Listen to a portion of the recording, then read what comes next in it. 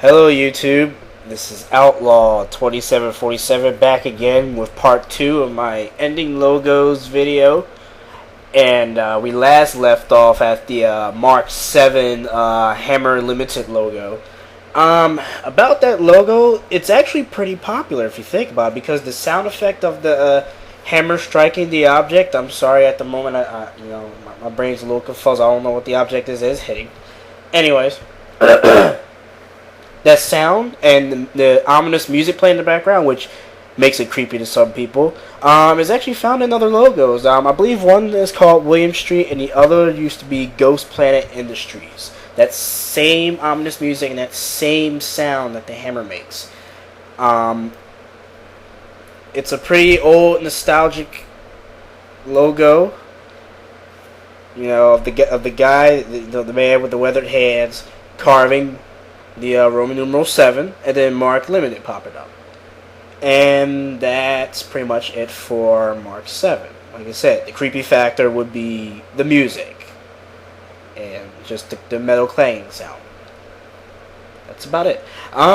Next up, let's see, what is next on our logo list? This one has been seen back in the day on old school cartoons. And I'm pretty sure a lot of us, especially myself, remember it very well, and I'll tell you why. Marvel Productions logo from 1985.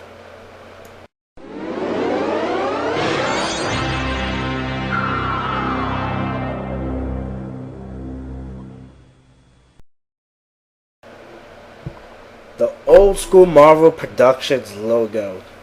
There's something about this logo that's amazing and somewhat eerie. The amazing thing is, back in its day, considering the fact that it was in 1985 and probably earlier than that they use a computer-generated logo. The fact that they have Spider-Man, he looks amazing in CGI. For back in the day, I think that's pretty awesome of what they did. The only thing is, and we all know that Spider-Man's a good guy and he kicks ass and everything, but he just looks downright malicious in this logo. Like, he just comes out of nowhere, turns completely silver after jumping in the air, lands on top of the MP logo, and just stares at you. And he's looking at you like he has some sort of vicious intent. And as a young child, I ain't gonna lie, this logo scared the piss out of me. But it was a different version. It was one at the end of Muppet Babies where it had the what was it, a trumpet sound or something at the end of it, and it shows him just falling down from the sky, landing on it. It looked like his eyes started glowing a bit too, and then he just stares at you, and it's like, whoa, Spidey, I didn't do anything, man. I mean, other than its cool design, it does have a creepy factor to it. In fact, ask other YouTubers, they'll tell you. There's just something eerie about that logo back in the day, man. I don't know about you guys. But hey, I love Spider-Man still. Damn.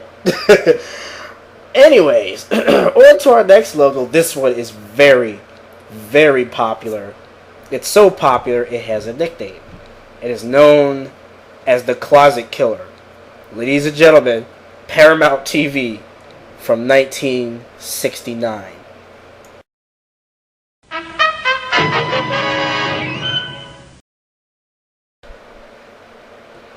Dude, if that isn't the most epic fucking mountain I have ever seen.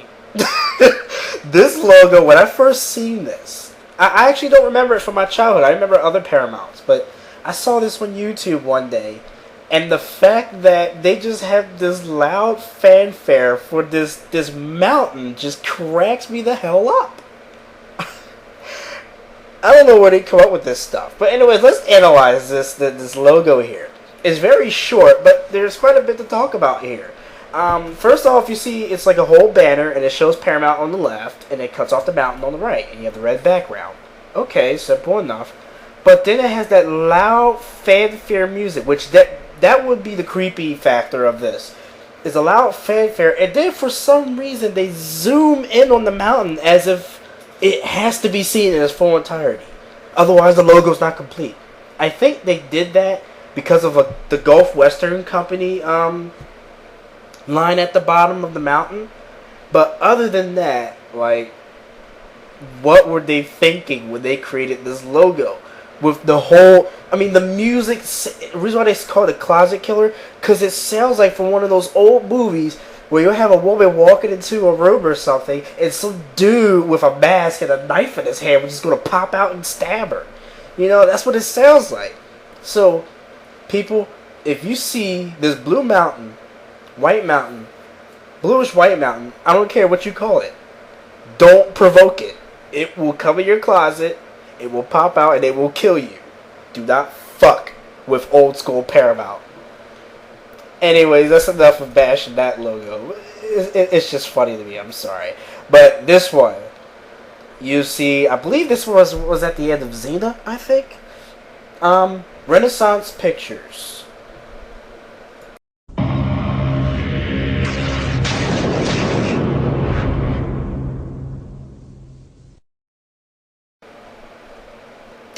I'm gonna be real honest with you. When I first saw this logo years ago, I just cracked up laughing. I find the stupidest things funny. You know, you gotta have some laughter in the world. But I found this logo just funny because this asshole just comes on the screen. Some people say it's Christopher Columbus. I have no idea who it is. I just know he just pops up on my screen smiling at me, and all of a sudden he gets ripped and lightning just shocks out of nowhere and Renaissance comes out. That's what the jackass deserves. He has no right to be coming onto my screen, smiling at me. I don't even know who the heck he is or what is he thinking. And then some invisible, omnipotent force just comes by, rips him up, and then shocks him with lightning to make sure he does not come back again. But anyways, there's not much to say about that logo. If it is creepy, it's because of the hymn in the background. Some people say it's a Tibetan hymn. I'm not sure exactly what the sound is, but if there is a creepy factor, it would be that, the dark screen, and just the weird, creepy, smiley guy. I personally didn't find it creepy, I just found it funny. And that's why I'm sitting here ripping on this logo as we speak. Now, the next logo has instilled fear into the hearts of thousands of people worldwide in their childhood. And it even has its own nickname as well. It is known as the S from Hell. Screen Gems from 1965.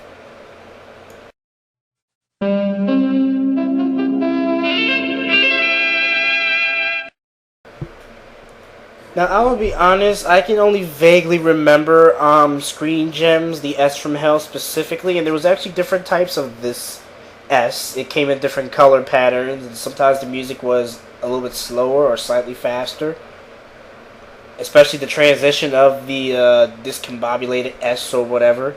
This logo didn't scare me, but if there is a creepy factor to it, which a lot of people think is probably one of the scariest logos of all time, it would probably be how the S just transitions, the way it transitions onto the screen, and then the loud synth music at the end.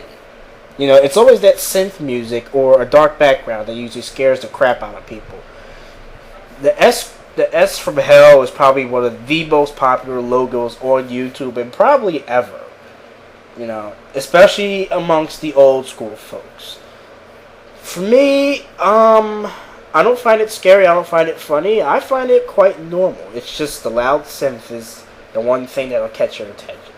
But to those of you who fear the S from Hell, hey, give out your input about it. I like to hear about it. I find these logos pretty amazing, even the S from Hell. The next one, people have also said is amongst the scariest logos of all time, but it's not as popular. It is known as Scimitar Entertainment.